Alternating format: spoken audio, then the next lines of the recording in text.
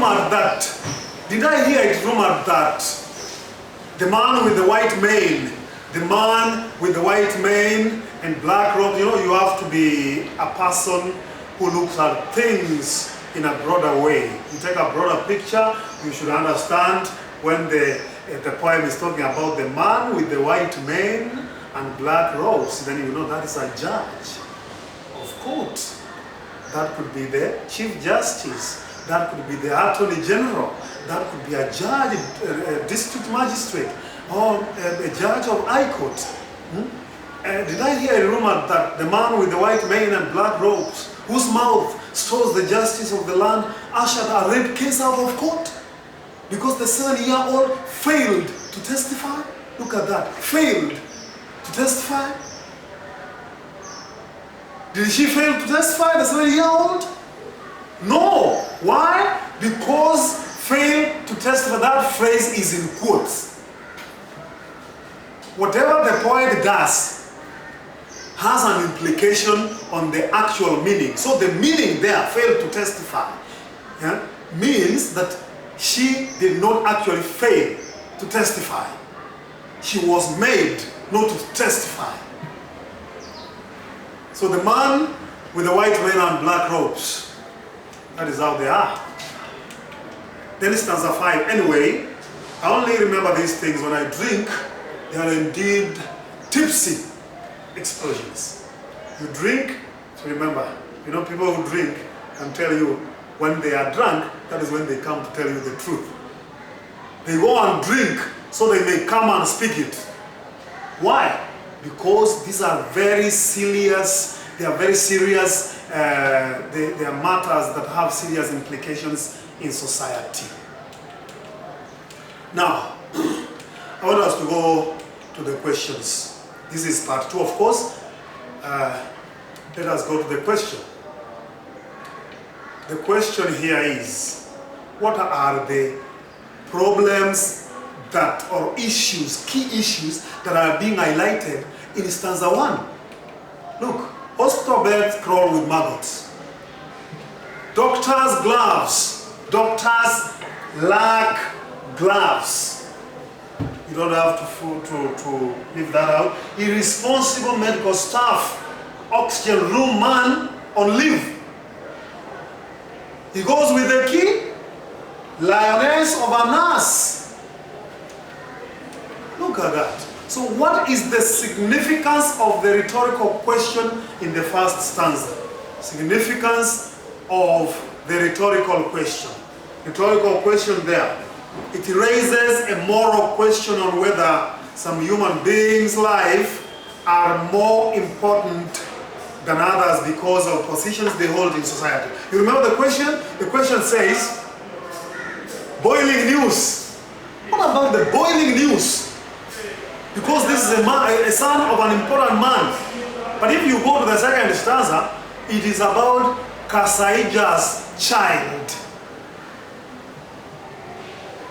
Kasaija's child who had to die because the man with the key to the oxygen room did not turn up. So after that, we don't know what happens. We don't know. Then you see it builds suspense in the poem. There you need to explain a bit how that suspense comes about. There's something you expect, but it doesn't turn up. The poet leaves you in suspense. I talked about metaphors.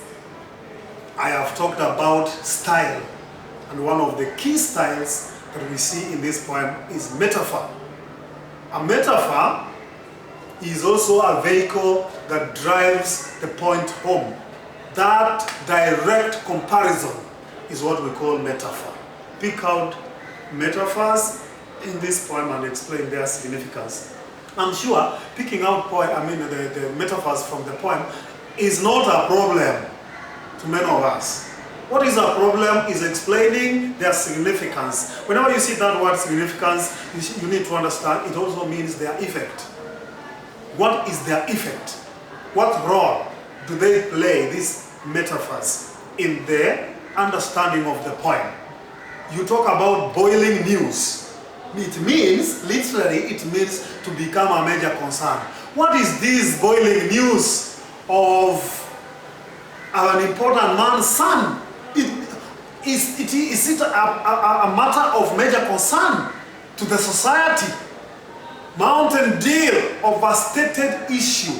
In other words, the writer or the poet is telling us that when it is about an important man in society, the issue is overstated.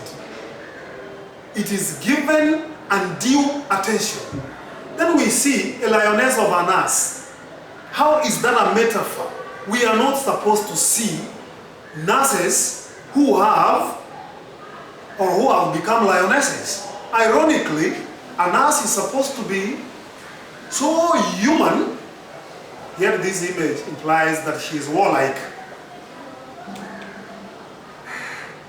Identify the poem or the problem that the fifth stanza deals with. Fifth stanza. It deals with corruption from judicial officers. I talked about the poem, the fifth stanza is talking about the man with the white mane and the black robes. I talked about judiciary. It talks about judiciary generally. From the Chief Justice, you come to the people who serve in the Supreme Court, then you come to the lower court, that is the High Court, the Court of Appeal, then you come to the High Court, then you come to resident magistrates in the county courts, formerly the district magistrate courts. They obliterate the law. They change the course of the law. Somebody has a rape case, and then it is taken that she did not turn up to testify.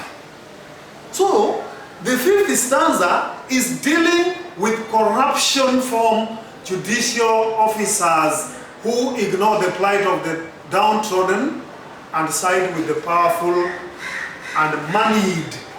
There are people in society who are powerful. There are people in society who are moneyed. They have the money. So how are you going to put it? Say it. You say it like that. It deals with corruption. That is a theme. Who is the perpetrator? Judicial officers. That means you've interpreted that part. The man with the white mane and black robes. You have made an interpretation of that. They ignore. What do? They ignore the plight of the downtrodden, the poor, the squalid in society, and they side with those in society who are powerful. The voice, how does this connect with the problem in the previous stanzas? So today we are looking at meaning generally. How does that corruption in the judicial system, how does it relate or connect with the problems that are in stanza 1, stanza 2, stanza 3 and 4? How do they relate? How do they connect? Or is it an isolated point? No.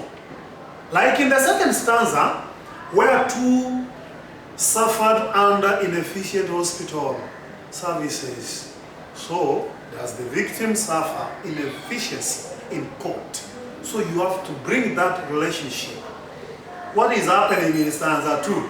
Relate it with what is happening in stanza 5. In stanza 5, it's about what? Victim suffering in the court.